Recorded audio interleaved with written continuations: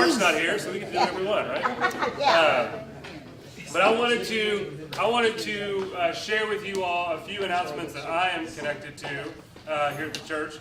But Mia has joined me this morning because we have an announcement to share with you. So I'm going to let Mia do that. Well, because you all are our sponsor Sunday school class, and we have just been so grateful for all of your love and support and prayers. And I don't know if he has shared personally in here, but I know he shared at a Wednesday night Vespers that last year we struggled with infertility after having a very easy time with Bates. And we lost 2 pregnancies, so 2018 was not our year, but y'all, 2019 is. I am 13 weeks pregnant, and we have a baby girl coming in September.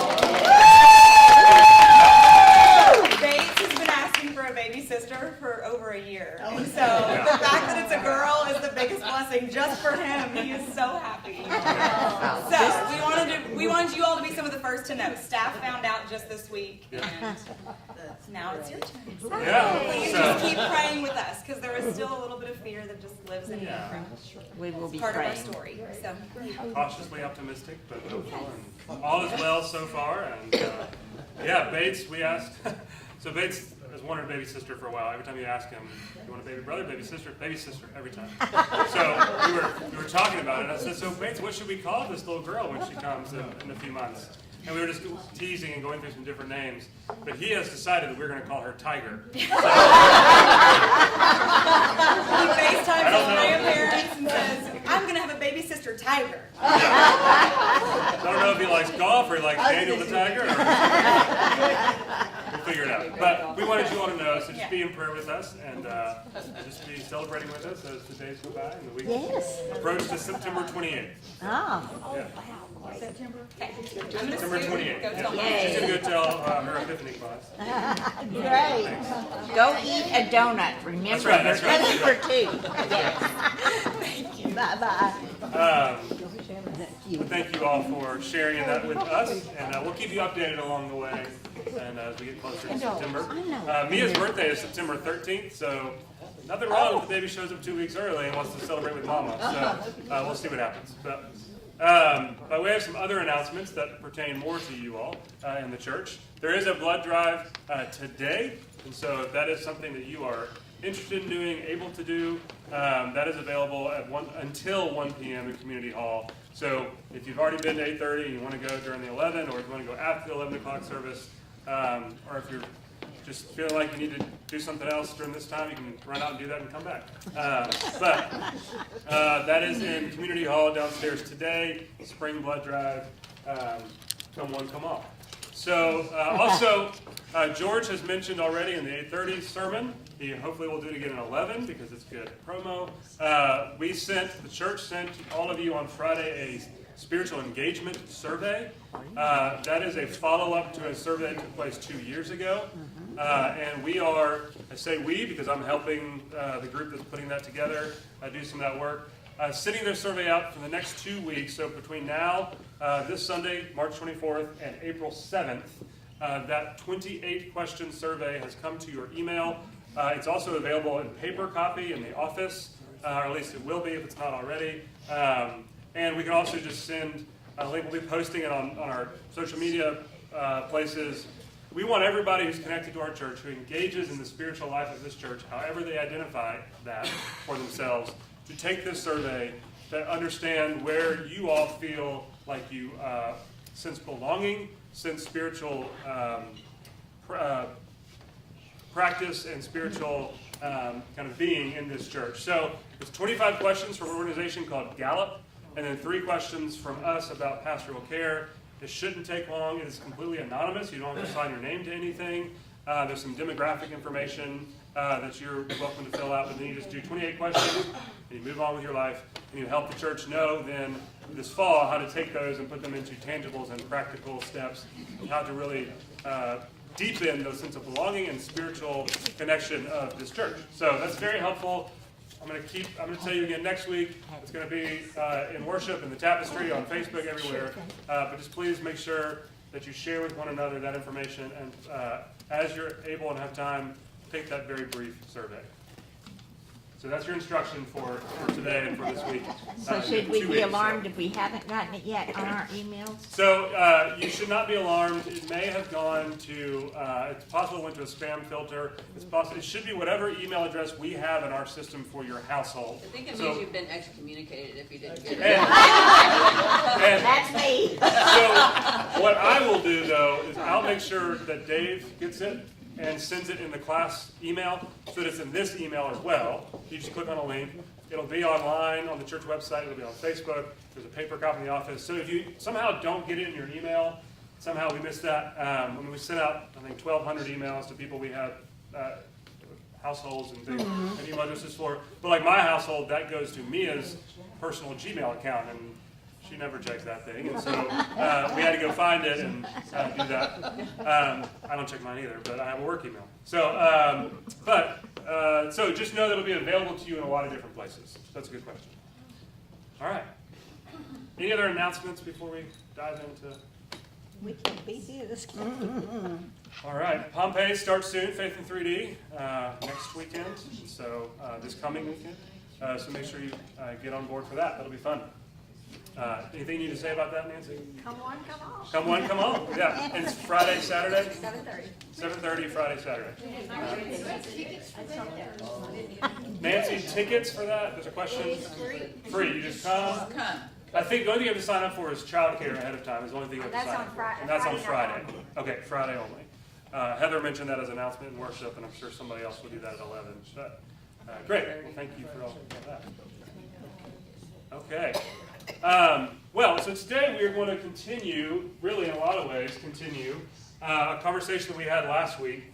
And as you know, we are in this very wide-ranging topic of the red letters, words of Jesus. And so if you go through the New Testament and you have a particular Bible that still highlights the red letters, those are what we're looking at. And right now we are in, today we are in Mark and Luke, looking at a section of that. And last week we looked at Matthew, Mark, and Luke in a particular section. And so we're going to stay in the same place, the same region that we were last week. And if you weren't here last week, that's fine. We'll catch you up. I'm going to go ahead and just pass 2 stacks of these around, and if you all would just share with each other, that'd be great. These are some pictures, and they should be available online as well. Just to give you some visuals to see where we are this week. So, if you were here last week, do you remember where we were in the story? Obviously, we were sitting right here. Where we were in the story and what was happening and the words that Jesus was saying. Anybody remember? I know it's hard to remember week after week because it all comes blends together. Well, we were in Galilee. Okay, we were in Galilee. We were in the Galilee, as they refer to it. Calling. And so it was. Immediately following. We were In some in cases. the first calling of Jesus' disciples at the Sea of Galilee, and we were in and around the Galilee, particularly in and around the area known as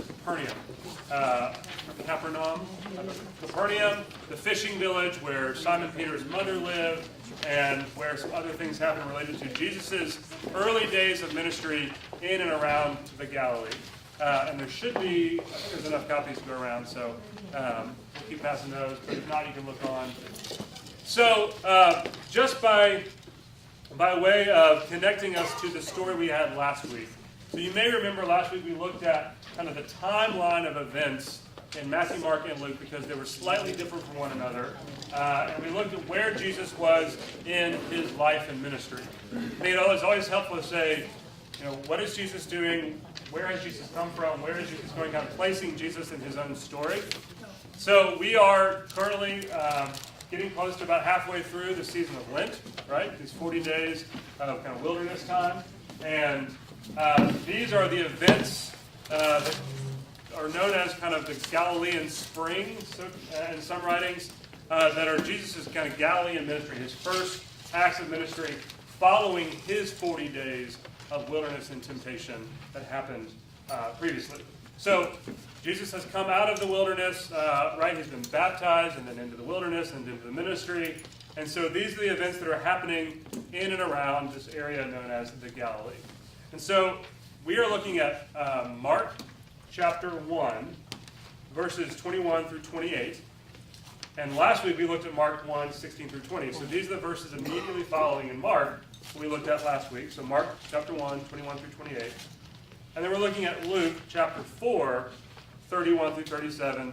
Last week we were in Luke chapter 5. So we're actually backing up in Luke. We're going a little bit forward in Mark.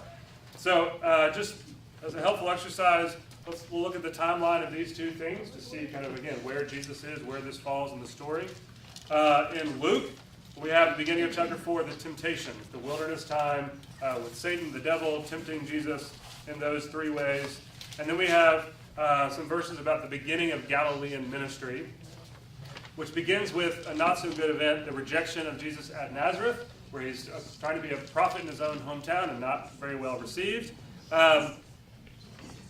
It is general consensus that other than Nazareth, Jesus is really well received in the Galilee, but there was that incident that actually has some connecting points that we're going to talk about today in Nazareth. And so he has gone from Nazareth to Capernaum. Again, he's in Galilee, which is north of where he was in Judea. And so we get after the rejection in Nazareth in chapter 4, verse 16, we move into what's known as the man with the unclean spirit. So Jesus is now in the synagogue in Capernaum, and he is preaching and teaching and speaking with authority, which we'll talk about. And there is this man with an unclean spirit, with a demon that Jesus has to deal with. And then from there, Jesus goes to Simon Peter's mother's house. There's healings that happen there. Jesus continues to preach in synagogues, and crowds follow him to the deserted place. And then we see what we did last week, which is the first call of the disciples in the boat. So that's kind of the timeline in Luke, if that makes sense to you. But it's all happening right here around Capernaum. In Mark, it happens a little bit differently, but generally the same story. Temptation of Jesus happens in chapter 1, verse 12, the beginning of the Galilean ministry, and then Jesus calls the first disciples right away.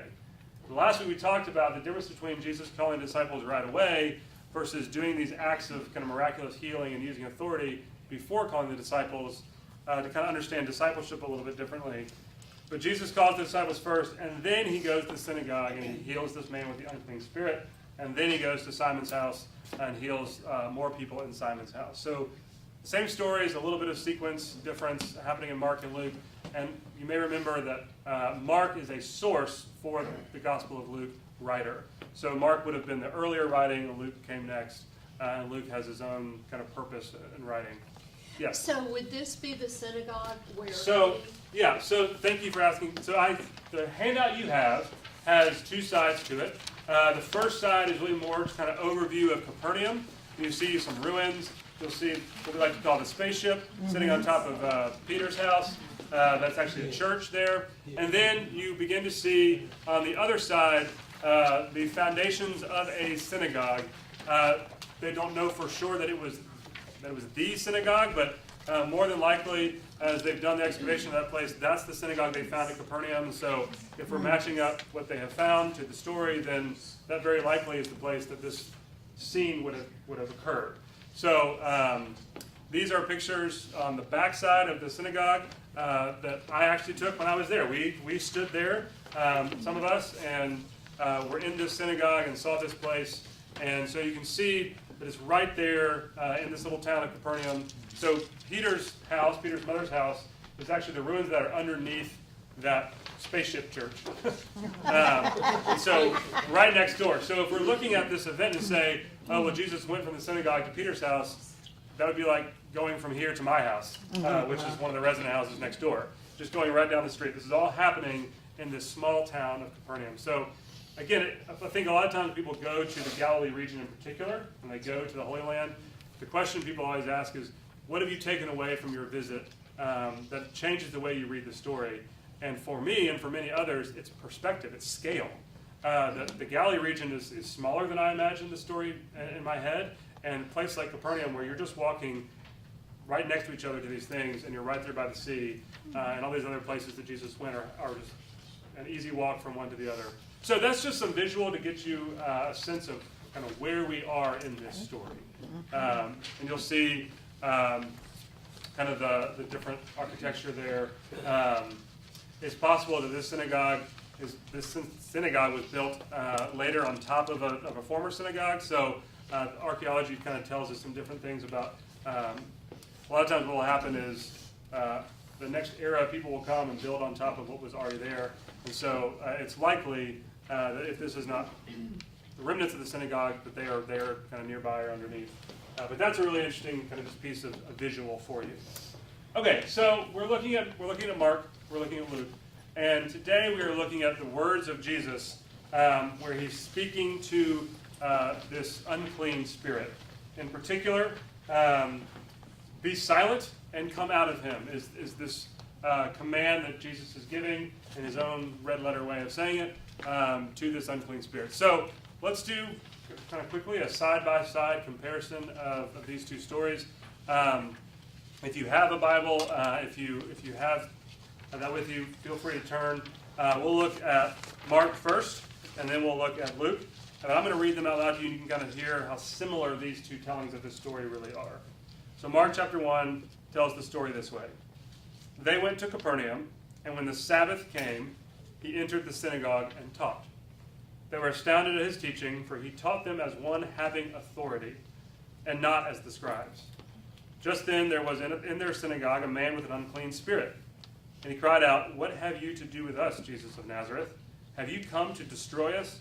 I know who you are, the Holy One of God." But Jesus rebuked him, saying, "Be silent, and come out of him." And the unclean spirit, convulsing him and crying with a loud voice, came out of him. They were all amazed, and they kept on asking one another, "What is this? A new teaching with authority? He commands even the unclean spirits, and they obey him." At once his fame began to spread throughout the surrounding region of Galilee. So Luke tells the story very similarly, but see if you notice any differences, and I'll tell you what I know. Luke chapter 4 tells that same story this way. He went down to Capernaum, a city in Galilee, and was teaching them on the Sabbath. They were astounded at his teaching because he spoke with authority. In the synagogue there was a man who had the spirit of an unclean demon, and he cried out with a loud voice, "Let us alone. What have you to do with us, Jesus of Nazareth? Have you come to destroy us? I know who you are, the Holy One of God." But Jesus rebuked him, saying, "Be silent, and come out of him." When the demon had thrown him down before them, he came out of him without having done him any harm. They were all amazed and kept saying to one another, "What kind of utterance is this?" For with authority and power he commands the unclean spirits, and out they come. And a report about him began to reach every place in the region. Okay, anything in your hearing or in your looking at that you noticed that's the same, that's different, or just that you noticed at all? Yes. Well, it's kind of cool. In Mark, he said he spoke as one having authority. Okay. And then in Luke, he said he spoke with authority. Right. And that's a distinction there that we can pay attention to here in just a minute. Thank you. And, Other differences? and Mark says, not as the scribes. Mm-hmm. Right, so Luke doesn't have some beef with the scribes the way Mark does. Okay, that is good. Other similarities, differences that you find notable, if any? Yes. In both of them, they both go out and tell, or the Right. word spreads, so So to the speak. end of the story is the same. The wording might be slightly different, but significant to the story and to Jesus' life is that this is the moment where people start going out and telling things about who he is. Like, oh my gosh, this guy just did this thing. It was really amazing. And so in one story it talks about the fame of Jesus begins to be spread, and the other says a report about Jesus goes all around the region. So, but yeah, the telling of who Jesus is, which is, so much of the time when we read Jesus' stories, we see Jesus saying, "Hey, don't tell anybody what you just saw or what just happened." He doesn't say that this time that we know of. They're doing that anyway. When you see something miraculous, you're going to go tell somebody about it. Okay? Anything else you noticed in hearing the story? I noticed that the unclean spirit knows who Jesus is Right. and says it. Right. So, so one of the things we'll talk about is the difference between the spirit and the man within whom the spirit is residing. Right? That there's actually a difference. Those are two different beings, so to speak. But yes, there is this recognition, naming accurately who Jesus is, which is important. All right, anything else? I don't know if this is important or not, but Sure. in one of them it said he convulsed him, and right. he came out of him with Right. a lot of or Right. agitation. Yeah. And then in the other one, it said he came out of him having done no harm. Right. Yeah. So That is interesting. maybe convulsions weren't considered a big deal back then. Right. Maybe. I don't know. Never considered a big deal. Maybe they just Well, convulsed. you know, if we saw somebody having convulsions in Walmart, Right. we would call be- 911 right. immediately. Yeah, but you would say that he was okay once it's like, Oh. well, he wasn't left with, paralysis or something. Basically meaning he's back to his old self again, I think is what they're trying to say. No long-term No harm. permanent No permanent damage. Basically, the man was able to be himself again and Yeah. move on. So it's more about, I think, the person who is left after the demon is gone than the process of the demon leaving, if that makes sense. So, yeah, a couple other things. I find it interesting that the man with the unclean spirit was in the synagogue. You would think that would not be a place that You wouldn't. that demon would want to be. Okay, yeah. Back to the point on him being hurt or not hurt, and I can't remember where it is, but there is this story where the man, another one with an unclean spirit, is cutting himself with pottery and stuff like that. And Yeah, so, yeah. I mean, maybe he's So- just showing a reference between there's different kinds of. Yeah, so let's say a word about how kind of this unclean spirit or demon possession would have been understood in the day. So this idea of demons possessing people doesn't originate in Judaism. So this is actually something brought into that culture by other cultures. And it was not, and actually a lot of it had to do, that was connected to things like astrological things and other really interesting kind of mystical realities. But the way that they would have understood demon possession would have been that demons were the cause of things like blindness and seizures and other maladies that are affecting this person in a permanent or semi-permanent way. That it wasn't some medical diagnosis, but this man is blind because of some demon possessing him. And so it was more of a physical impairment and embodiment rather than it was some like moral question about that person. Oh, that person's demon possessed, they're a terrible person.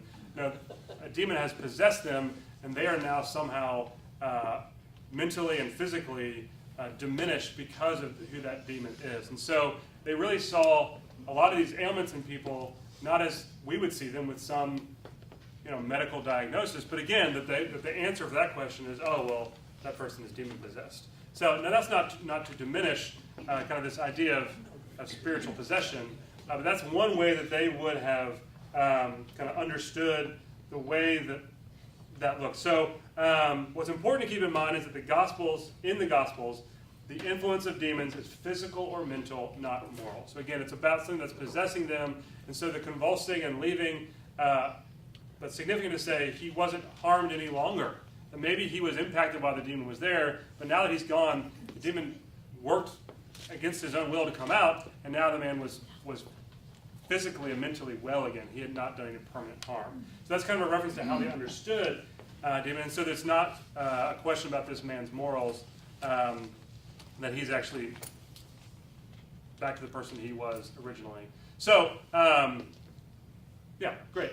Any other thoughts about that? So, there are really, and we're going to look at the Luke account a little bit more today. We're going to look at both. But if you look at the Luke account in particular, there are really kind of three movements to this story.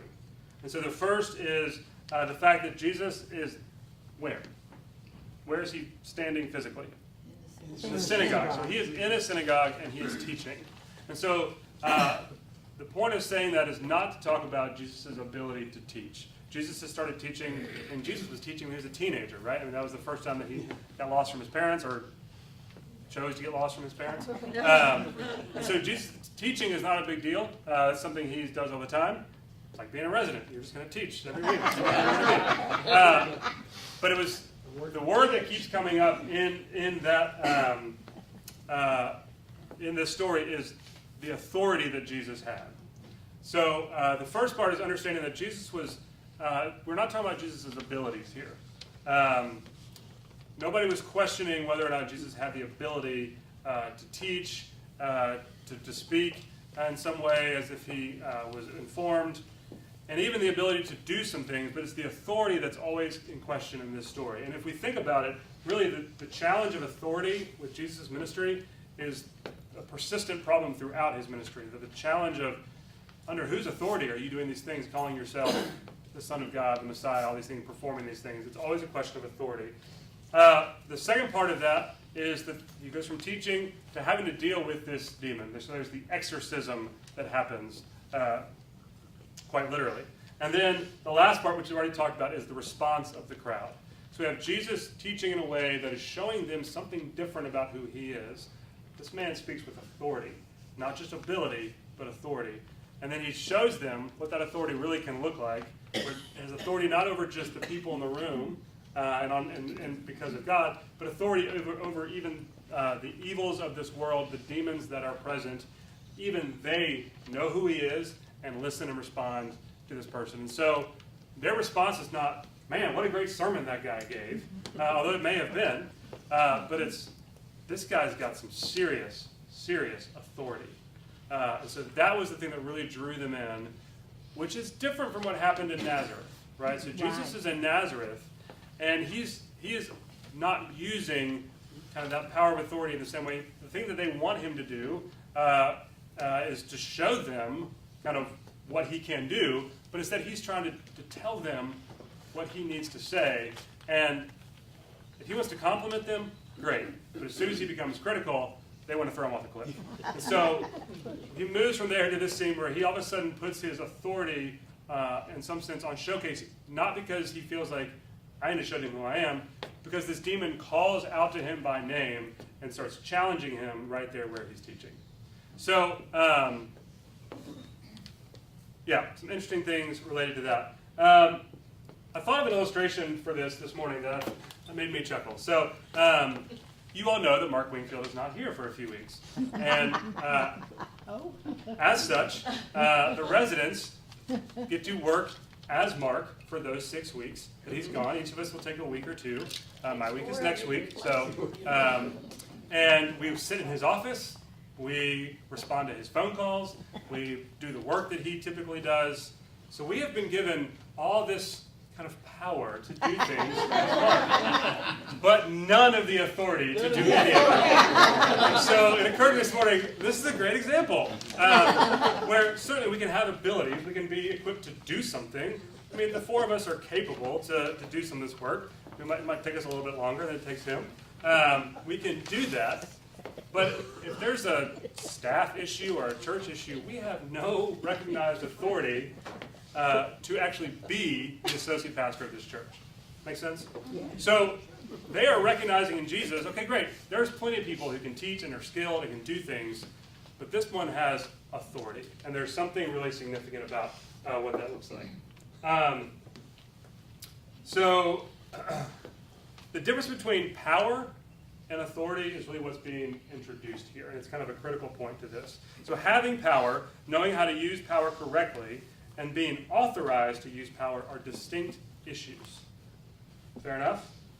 The ongoing tension and a primary problem throughout Jesus' ministry is the question of authority. So we don't see, again, this dispute about what Jesus can do, but more so, how is it that he has this authority to do it? Right? There's this questioning of where does that come from? Authority involves recognized agency, the right to take an action, to prevent an action, or to reward and punish actions for others. Authority legitimates the use of power. So, before this scene, we talked about how the beginning of this ministry of Jesus begins with the wilderness and the testing. And what was one, essentially, the temptations of the devil in the wilderness are about both power and about authority. You have the ability to make this stone into bread. But Jesus is saying, okay, fine, that's one thing. A power and ability is one thing, but I'm talking about something different. And so finally, the devil says to him, all right, but look, I've got all this authority. I've been given all this authority, and I give it to whoever I want. So if you then will just bow down and worship me, I'll give you all the authority you can deal with. And so even in the beginning of his ministry, he's being tested and tempted on this question of power and authority, but also the distinction between power and authority. So when Satan shows Jesus all the world's realms, right? It's like the Lion King scene where Mufasa says, everything the light touches is yours, That's the way I always imagine that story. With the Disney spin, of course. To you I will give their glory and all this authority. For it has been given over to me, and I give it to anyone I please. If you then will worship me, it will all be yours. That's Luke chapter 4, verse 6 or so. And so it is a question then of authority. And so why then, what is significant then about the fact that the demon who is in this synagogue, why is he in a synagogue? He's a demon. Well, what is it about the demon that then speaks out to Jesus? What does the demon say to Jesus in this story? Let's back up a little bit. So in Luke, it says in verse 33, in the synagogue there was a man who had the spirit of an unclean demon, and he cried out with a loud voice, "Let us alone! Let us alone." Not let me alone, let us alone. "What have you to do with us, Jesus of Nazareth? You have come to destroy us. I know who you are, the Holy One of God." What causes you to cry out to something in opposition? What would make you do that? You're afraid. Because you're afraid? You're threatened? You recognize something in the opposition that is powerful? So, my reading of this, some scholars' readings of this, when you pay attention to the fact that the demon is saying, "Leave us alone," all the evil and the demonic beings of this world, you're messing with. We had things just fine and dandy before you showed up. And we recognize that there's something different about you, and you've come to destroy us. Just leave us alone. We're fine without you. So again, this is the demon speaking, not the man. And so Jesus' response is pretty simple. Be silent. Shut up. Stop talking. And just get out of there. So, we talked last week about how when Jesus calls the first disciples, he's giving this command, this imperative, "Come, follow me." And they do it immediately. Well, last week we mentioned how these disciples, these fishermen, were pretty used to receiving commands by the authorities and the powers that be, because they're working for the system, they're working for the man, and they have to deal with being told what to do all the time. But there was something different about Jesus' command that made them follow. What was the word over and over again? Immediately. And so we see again here, Jesus speaks a simple phrase, "Be silent, come out of him," and immediately this demon does just that. And so in doing so, the people who are there recognize that, wow, this person not only has authority in the earthly things, but in the things beyond this world that we don't even understand. This demon called Jesus out for who he is, and out of fear, out of threat, out of opposition, and Jesus is able to say, "You know what? You're done. Get out of here." And the demon's gone. So power, sure, one thing, but authority is something else altogether. The story looks very similar in Mark. The man with the unclean spirit, he cries out, What have you to do with us, Jesus of Nazareth? Have you come to destroy us? I know who you are. And so again, it's a really interesting connection to the wilderness moment when Jesus is with the devil, and this power play is happening between kind of the evil of the world and the ultimate good of the world. So it's a really interesting kind of moment of light and dark that's happening in this moment. Okay, yes? Question. The line that he says, "I know who you are," Yeah. whenever he addresses it, Yeah. To me, it makes me question, how does he know who he is and to what degree? It's almost like you're standing up there, and I can walk up and go, "I know who you are. You are so-and-so, you're from such and such, you know this, you're doing this, this is your position," Right. and all that. So either the demon knew him from somewhere else, from past, like before Okay. he was born in the Yep. Trinity or something, Right. or he just comes up to him and he has some sort of a spiritual I know everything about you. I don't know, what is the, So, that's a great question, and I think it is again about this question of recognizing authority. So the demon is able to say, I know who you are, as a way of saying, I know what you are capable of. I know where you are from. I know, okay, so I was on the youth retreat this weekend, and I have to back up and connect the dots to what we talked about with the youth to what we're talking about today. So I'm a Star Wars fan. I'll admit that gladly. And so we were talking about we're just talking about legacy with the youth, and we're talking about how I was telling them about how Elijah and Elisha were continuing a legacy that had started before them. And so Elisha, the mantle of Elijah was literally passed on to Elisha.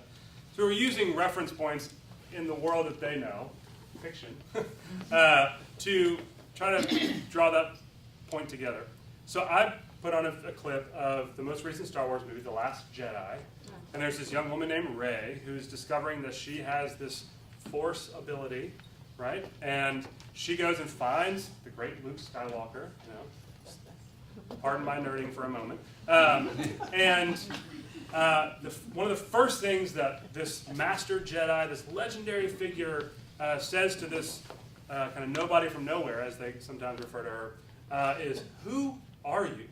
And she starts to say, well, the resistance sent me because we need your help. I says, no. That's why you're here. Who are you? What is it about you that made them send you? And then she tries to push back again. He says, no. Who are you? And she says, I've had this something within me that has always been there, and all of a sudden it's awake and it's powerful. I don't know what to do with it, and I need some help. And he's like, you need a teacher, and they get this whole training thing, and it's really great. It's a really great moment. If you haven't seen it, it's a good movie. But I think it's this moment where the demon is not saying, and maybe all up to this point until he cries out, I kind of imagine sitting there in the back of the synagogue saying, wait, who is this person? Because there's something different about them. There's power there that I've never felt before, but I'm just wandering around these low-life humans, Who is it that you are? And so finally he says, oh, I know it is. There's something about you that you possess that is more powerful than anything I've seen before, and I'm going to call you out for it, and you need to get out of here because you're messing with what's happening that we enjoy. We, the demonic beings of this world, we don't want you here because you're a threat to what we are doing.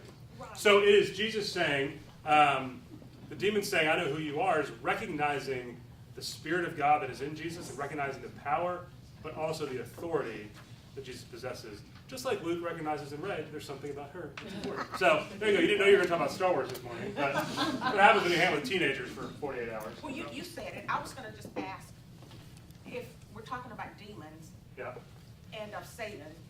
And so Satan knows, he recognizes Jesus, God, and he knows that. Yeah. So that when I think about this, or I read these, and hear a reference to who are you, with a demon asking about saying that, they know because it's like, well, you have to know because of our relationship. There's a relationship already there. Yes, right. So it's almost like that's more for all the people around than the demons themselves. Right. In my mind. That's great. I may be completely off base, but that's what I was thinking. No, that's great. And let me tell you what somebody much smarter than me thinks about this, which is many of you. But just to be clear, but Fred Craddock was a brilliant pastor, preacher. He's a professor of New Testament at Emory. He taught preaching, but he wrote a good deal of commentary on the Gospels of Jesus, and he has a commentary on Luke. It's really good. And he says this about kind of the demon recognizing Jesus.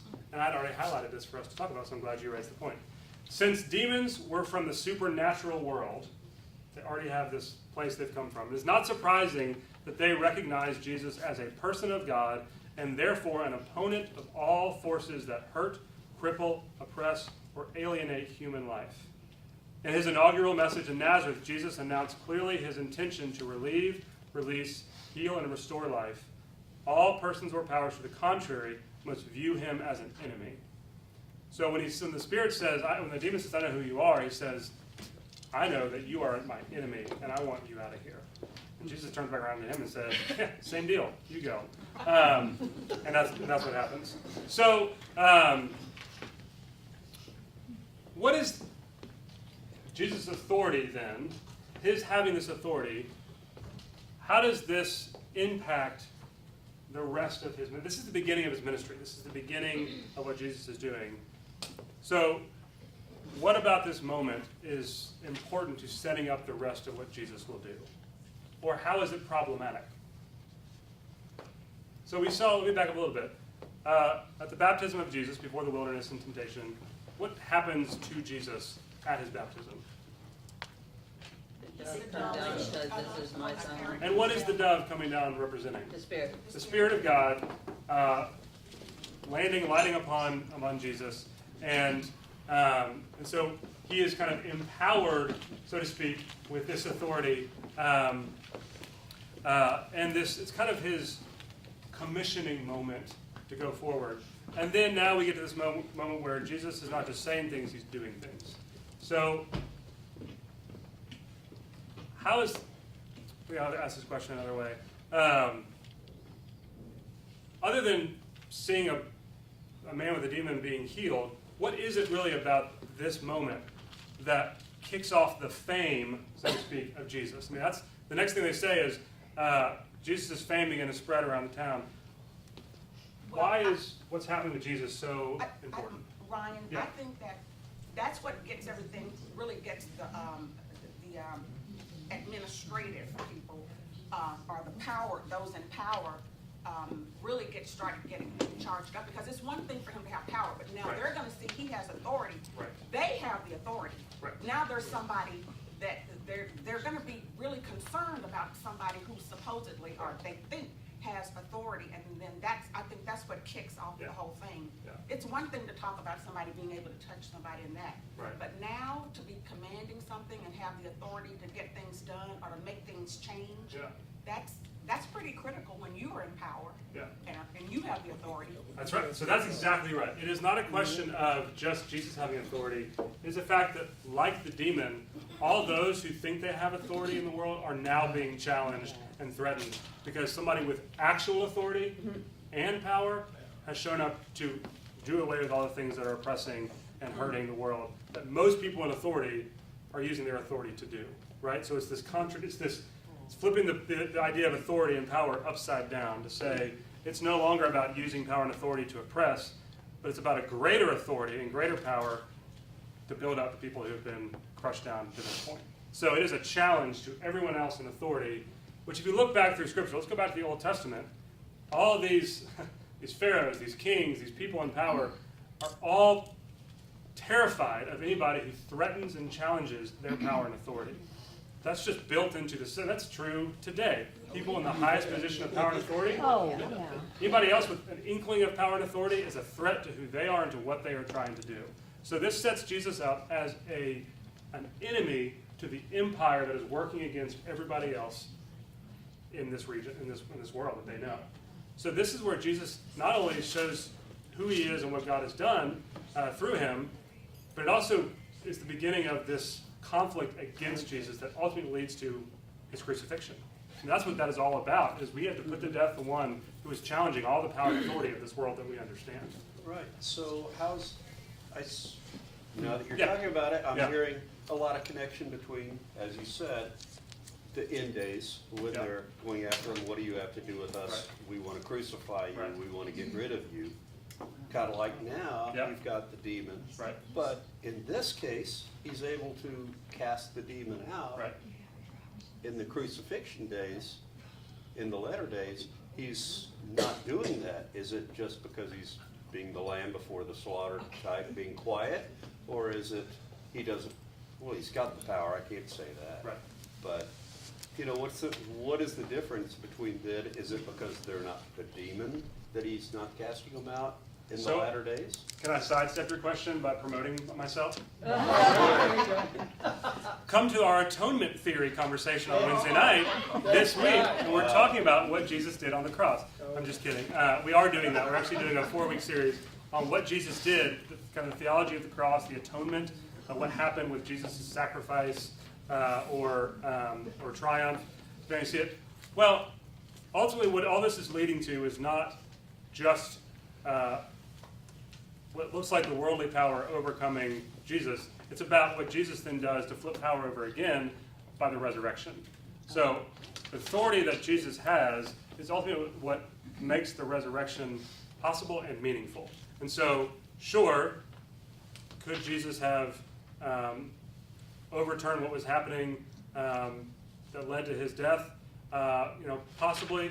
But as we understand it, this was all leading to what has become what we know as Easter, which is the whole point of this story that Jesus is leading to. And so it's what the authority is even for, is to say, I have the authority to not only get rid of these demons and to flip the understanding of power upside down, I have the authority through God to flip the whole understanding of sin and darkness upside down and to overcome death and to bring about a new life that's about something totally different. So all of that changes if Jesus never goes to the cross and dies and submits, so to speak, if we want to look at it that way, to the powers of the world, but really as a way of playing the greatest trick of all to say, you thought you got me, but actually I've overcome everything. So these are great questions. And so, but seriously, we are having this conversation about what happens at the cross and why what's the purpose of that. And so we're actually looking for 4 weeks on Wednesday night at these 4 different understandings of what happens in the theology of the cross and Jesus' death and resurrection. Kind of the understanding of what atonement is really all about. Because there are different understandings about that. Because Jesus doesn't say much about why all that happens. I mean, there's really not. I mean, Jesus isn't the one telling us what the cross is all about, except to say this is about my Father in heaven and what you are now free from, the evils of this world, like this demon and this person. So yep. Which gets into something which you don't have to answer now. Come Wednesday. Sure, that's right. The Gospel of Judas. Did there have to be a Judas? Yeah. See, man, again, we were talking about legacy this weekend and how stories intersect to continue new stories and make everything kind of come together. So that's a really good question, and I think because of time, one we'll hang on to. And so next week, as we come back around, I have to go back and look at what we're talking about exactly, but there may be a way to bring that back into our conversation next week. We can push pause on that. But let me just leave you, because we are about time, let me leave you with a couple of thoughts here and then see what other questions or comments you have, and we can either push pause on those or try to wrap them up, and then we'll move. But again, this is a short story, but it's really about recognizing that this, not only is this person powerful and have abilities that are maybe unseen before, but this is all about the authority that Jesus brought to the world that is unlike anything else that has come before, and it's because of who Jesus is in God. You are the Holy One of God, as the demon says.